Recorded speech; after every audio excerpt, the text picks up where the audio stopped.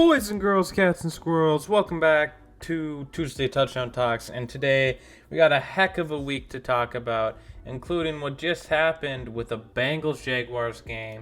So if you guys are interested on my opinions or anything like that, or just want to talk about the game, hear about it some, the week rather than the game, please like, sub, be a goat, and comment something down below. And let's get into it. So I'm only going to talk about the interesting games this week because there was a lot of really uninteresting games. I'm going to list off the uninteresting ones real quick. Chargers, Patriots. Never going to talk about that. Falcons, Jets. That one gets hit into the curb. And I'm going to be honest. Panthers, Bucks, Steelers, Cardinals. Both of those games are relatively higher scoring than the other two that I listed beforehand. But, I mean, they're still just absurdly just bad teams, boring games, and we're going to move on from them. So, we'll start off with what was the highlight of the week for Cowboys fans. They pulled out a victory against a winning team for the first time in 58 games. I think that's what it was. It was either 58 games or 58 weeks. It was something absurd like that. You got to be happy if you're a Cowboys fan there. It doesn't matter if it was 41-35. Take it as it is. It's a win for you guys. Like, come on, man. Just take the W, okay? As a Packers fan, personally, the pain that the Cowboys have been put through throughout the years, I know it's fun to laugh at them because of, it's the Cowboys, it's always we them boys, it's our year, and this, that, and the other, and it just feels like it's a cycle. I kind of know how that feels as a Packers fan, seeing as it's like the Aaron Rodgers 49ers cycle was not very fun. And so, honestly, if I'm trying to look at it from an empathetic perspective, take the W. You guys are a good team. Dak should be MVP right now, in my opinion, not Brock Purdy. Although, there's some quality about Dak where I just think he's a goofball, but whatever. Then Geno Smith, basically, the only reason they lose that game is because of the pick he threw. Otherwise, I think they would have won. If he doesn't throw that interception, they probably win that game. Anyways, I've been ranting about that game too long, in my opinion. Sheesh, come on, man. Make a play. Colts-Titans, an overtime game. One of, I think, 2 this week? Maybe 3. I think only 2, though. Gardner Minshew Mania, keeping the Colts in it, even though JT is out for the year with thumb surgery. I think, well, maybe not for the year, but for at least a couple weeks with thumb surgery, which pissed me off because I have him in fantasy. I went 2-2 in fantasy this week, by the way. So, not bad, but still not great. And the Titans, Will Levis is just, he doesn't have enough talent around him to actually do anything. He's trying so hard, man. He's putting his all in. 28 points for the kid, and just can't make it happen. Unfortunate. Kind of feel bad for him because he's not in a good situation right now. Although Derrick Henry went off for him, so helps him a lot to have that type of a running back. Then a near choke in Louisiana, I think would be right. New Orleans. Almost pulled off the comeback against the Lions.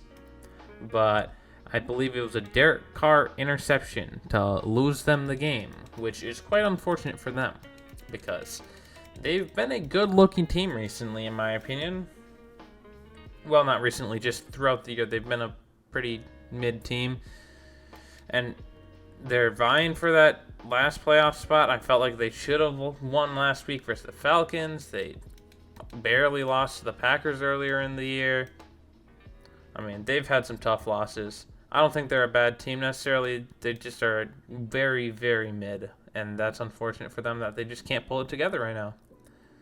So, yeah, and then the Lions, they just need to get some defense going, man. They need some sort of someone. If Gardner Johnson gets back for them, I think they'll have a better time in the playoffs, but they got to get to the playoffs first, man. And with how they're playing, they might end up choking to some teams along the way here. In my opinion, they're definitely going to lose at least once to the Vikings, maybe once to the Bears as well.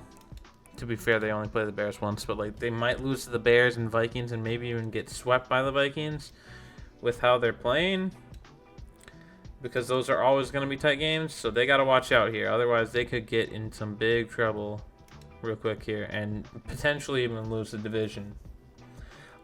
Texans Broncos. This game I predicted the Texans to win. I didn't do a predictions or anything, but like amongst my friends and family and everyone, I was like, yep, the Texans are going to win this. There's some quality about the Broncos that I just can't put a word to, but they just don't feel legit, I guess, is how I'd say that. Some sort of something about them just doesn't feel right. I don't know what it is. They just don't feel like to me, I don't feel like they should be as good as they have been playing the past 5 weeks. And the Texans, I'm a CJ Stroud believer. Unfortunately, Tank Dell broke his fibula, I think it was. Which sucks because I have him in a couple fantasy leagues. And he was going off, man. Just generally speaking, he was having a really good year. And it's sad to see a young player like that get such a terrible injury. It's sad to see anyone like that, or anyone in general, get hurt like that. But especially someone that's been putting on a show for the NFL like that. Like, unfortunate, man. For everyone involved, really. I'll give you my 2 cents quick on the Cardinals-Steelers game, just because I'd actually rather talk about that instead of the Dolphins-Commanders game, because I just realized that was a blowout.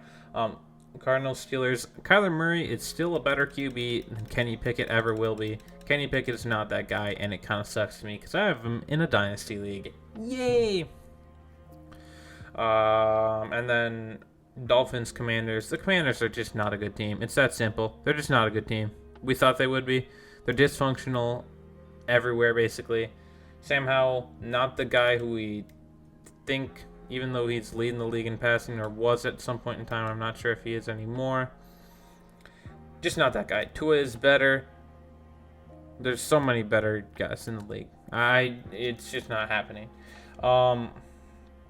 I'll give my 2 cents on the Bucks Panthers as well, because I'd rather talk about that than the Commanders game yet again. Panthers are bad.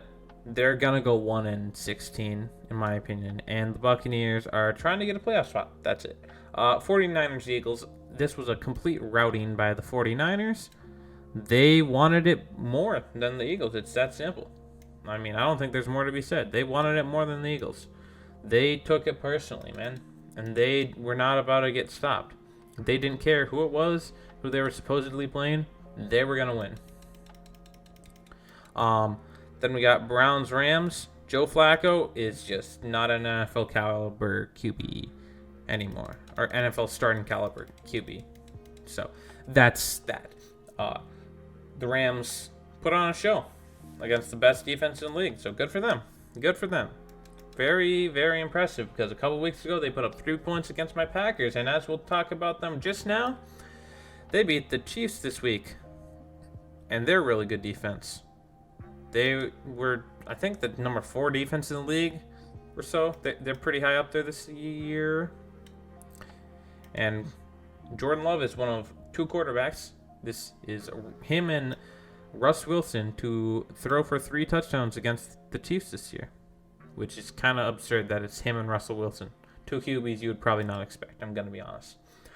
Chiefs, I know penalties were an issue in this game because it was a primetime game. Just a good game. That's all I got to say. 11% chance here to win, and they get the win. Wow, that's disappointing.